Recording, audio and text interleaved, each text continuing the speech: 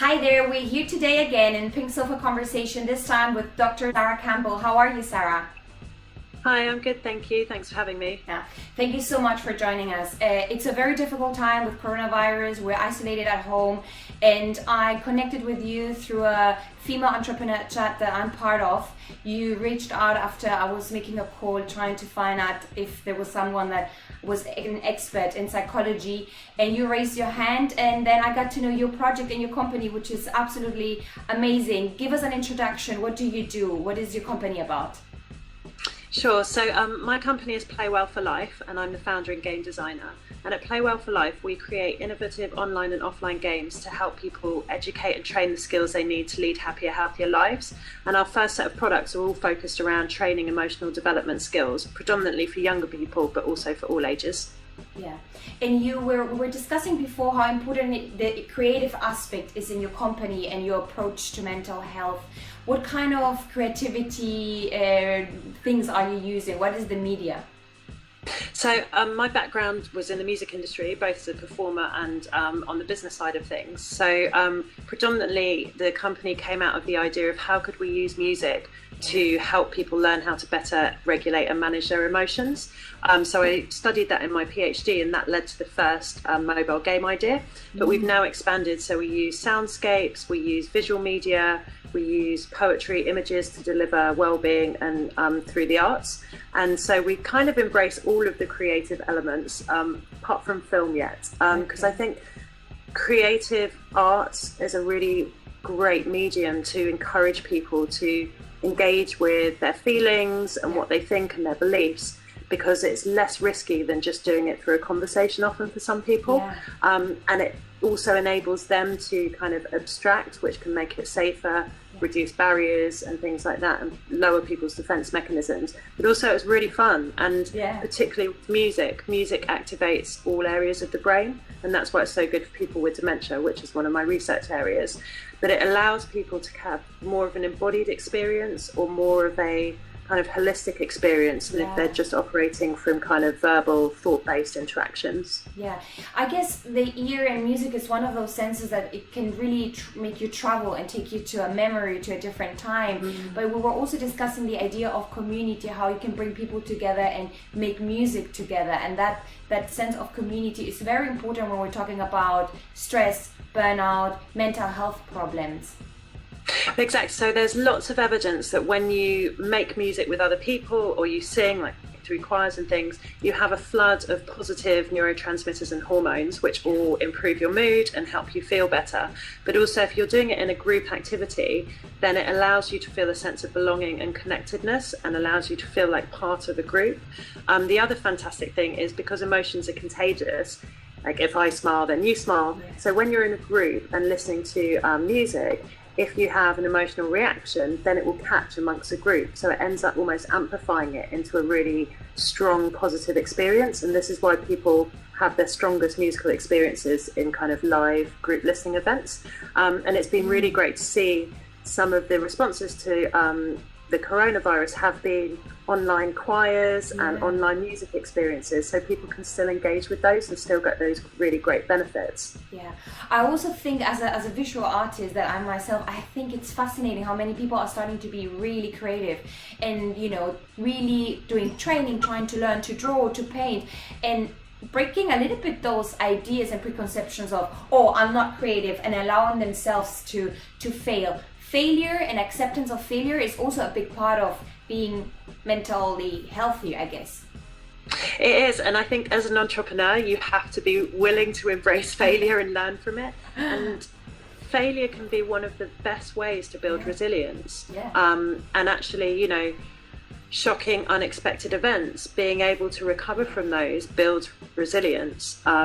And I think that's one of the potentials of what's happening at the moment, is it offers the potential for people to develop that resilience and to you know, have their emotional response. And it's not about trying to build things back to how they were. That's not how we achieve resilience. It's about really seeing what's happened, feeling it, and learning how to create something new from that unexpected experience. And I think one of the advantages of technology is it's allowed many more people to engage in creative expression, because you don't need the drawing skills necessarily anymore. You don't need to be able to play and record something. It's sort of all there, and that's a really fantastic way to not only express yourself, but also to kind of learn new skills. And there's a lot of evidence that learning new skills is hugely rewarding, and also gives us a real sense of self, sense of purpose, is motivating, and gives us a real sense of well-being, actually. Yeah. So resilience is a big word recently. I think that one of the challenges is burnout and stress was already an epidemic according to the World Health Organization. Now we have the pandemic. We know that we're all at home for a long time. We don't know until when, which is one of the big problems, is uncertainty that you and I discussed before. Maybe you can go more into this now, but we don't know what's the mental impact of us being at home isolated so much time. Can you give us some tips or some ideas or some tricks you have so that we can manage this very difficult time? Yeah, so just to kind of put it in context, so essentially very quickly the entire way of normal life has changed. So that's very shocking and potentially quite traumatic for people. So some of the people I've spoken to are sort of bursting into tears and finding they feel very overwhelmed. That's really normal given what's happened. There's also, I'm seeing a sort of societal grieving process for a lot of what was. And so that's got the sort of 5 stages of denial, so refusing to comply, bargaining, so I'll go here but I won't go there, anger, particularly directed at people who aren't complying, sadness, so that overwhelming sense of loss, and then hopefully people will arrive at acceptance, and that's where the potential to build that resilience comes from. But because we believe generally, we think we have a huge amount of control and certainty in our lives, even though we only really have control over ourselves, to be in such an uncertain time where everything has changed, but we also don't know when it's going to end and how long it's going to go on for. That's incredibly destabilizing, and that will elicit in people a huge amount of worry, a lot of stress, a lot of negative thinking patterns, and a lot of anxiety potentially, or depression. And so it's really important to kind of acknowledge that this is really uncertain, and acknowledge if that's really difficult for you to kind of manage that uncertainty, to be willing to talk about it with people, and try to find the hope that's there. There is potential in this situation for people to come together, to build new ways of working. And I think when people are confined at home, we've all had to find ways to communicate differently. And good communication is really important, but particularly necessary if you're communicating remotely. So that's really a really exciting potential of what could come out. So I think in terms of tips, if you're working at home, it's really important to not overwork, to make sure that you separate work from home, and that can be challenging for people. I think it's really important to understand that if you're working on your computer all the time and having meetings online, all of the pop-ups and the notifications and email, each time one of those comes in, it will distract you for 22 minutes before you can come back from fully engaged in what you were doing. It's going to be really important to try and only do one thing at a time, try and only have one screen open at a time and shut everything else down. Also with social media and a lot of the WhatsApp groups and things like that, there's a lot of panic going on, and there's a lot of noise. There's so much noise, and that will only add to that sense of anxiety and uncertainty and worry. So it's going to be really important to be willing to turn notifications off, maybe leave groups, maybe have digital detox times. So it can be really positive to have maybe an hour a day where all technology is turned off. And that's an opportunity to really connect with yourself, or connect properly with the people that you're confined into an environment with.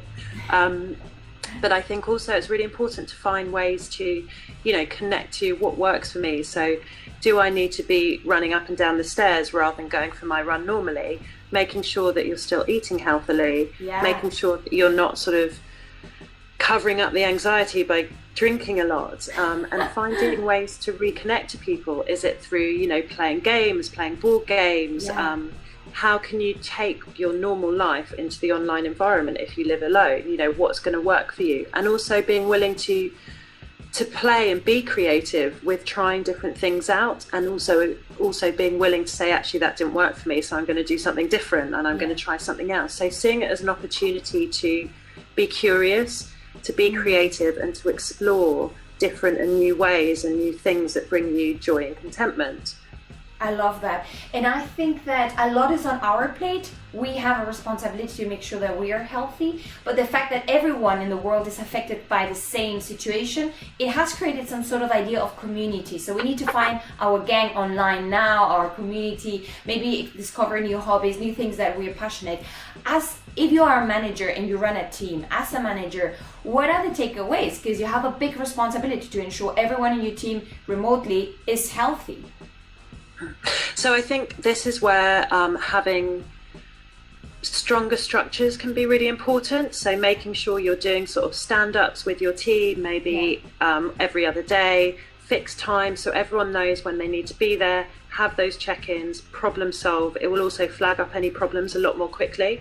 But also at this moment, it's about reassuring people that it's okay if their productivity's dropped a bit. That's completely normal given the emotions that's going on. And to encourage them not to compensate for that drop in productivity by overworking or trying to catch up, and sort of just being a bit more gentle. I think it's also important for managers to make sure that they are praising their employees, encouraging them, supporting them, maybe, and validating what they're doing. I've also, a few people I've spoken to, they're really struggling with when they were in an office environment, they got a sense of achievement during the working day and bouncing ideas off colleagues, and they're really struggling that that's not there anymore. So it's about learning how to validate yourself, but also know it's okay to, you know, ask to have a remote coffee with someone. So rather than meeting in the you know, kitchen making your coffee, how can you do quick 10-15 minute chats in the day, where the sort of boundaries of that space is you don't talk about work. And you know, so building in at the end of each day maybe a review point. So actually, how have I done today? What have I achieved? Is there anything I'm not clear on? And bringing in some of that self-reflection. And if that's something that you struggle with, then managers can look to bring that in for their team. But I think it's also important to ensure that people don't slip into micromanaging at this time.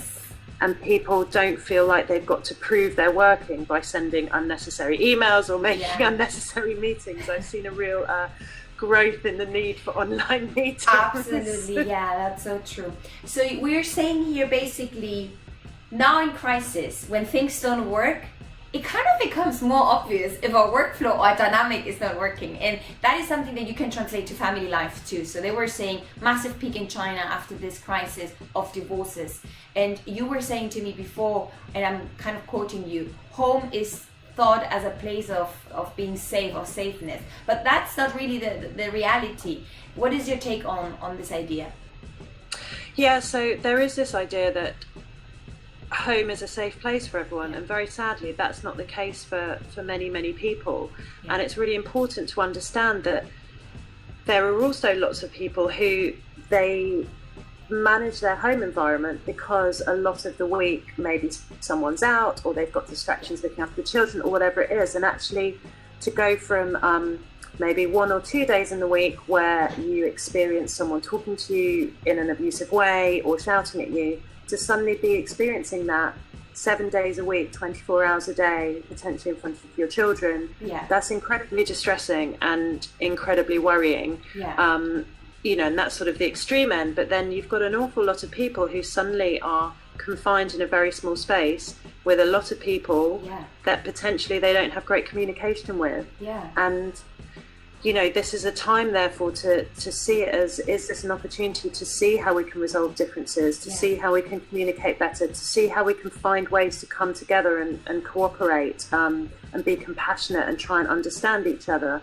Because otherwise the potential is there'll be huge amounts of conflict and as you say, potentially a big increase in divorce rates, which is what you see after Christmas holidays. So I encourage people to embrace how to rediscover their relationships at home with each other, but also understand that everyone needs space sometimes, and to also find out how do we make space in this very confined home environment, and how do we make that work for each other.